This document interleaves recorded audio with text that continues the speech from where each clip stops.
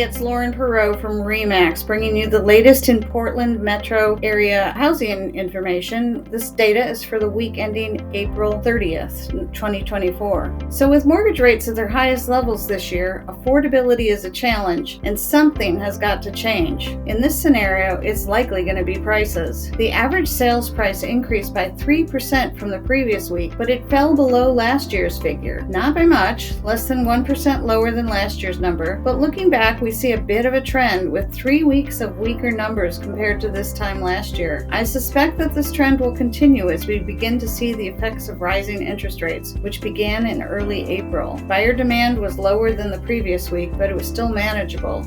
And remember that these sales that have 3% higher signed up for back then. The number of purchase agreements signed by buyers and sellers last week was slightly lower at 629. We're still in the range we've been seeing for the past few months. However, this number is below what we were experiencing last year at this time by about 8%. On the other hand, one of our other indicators of high intent buyers looking at homes with their agents is the number of lockbox openings. That number wasn't too bad. The year-over-year numbers were higher than we've seen recently. It was only 6% lower than last year in Oregon, but 18% higher in Washington. So buyers are out looking, but it appears that they're taking their time in writing offers. They're just being picky. The supply of Portland metro real estate continues to grow. We're still seeing more homes on the market this year than last year around this time, and buyers now have approximately 44% more homes to choose from than last year's relatively limited selection. Keep in mind this is for a metro-wide sample, which includes both Oregon and Washington and all their suburbs, Gresham, Beaverton, Washougal, etc. There are certain areas and segments of the market where inventory is tighter than a tick.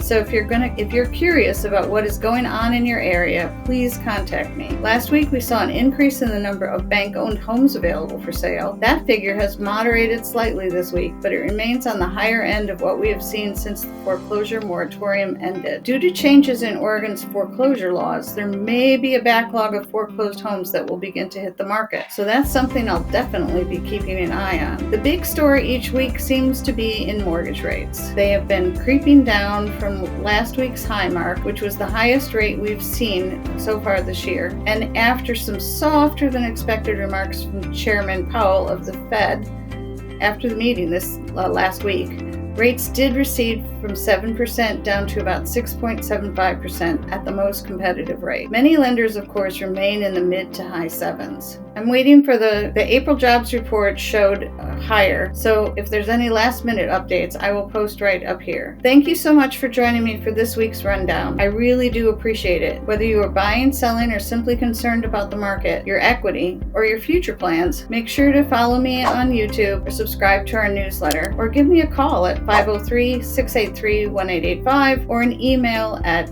lauren@pdxhomesforsale. Have a great week, and I'll catch you next week.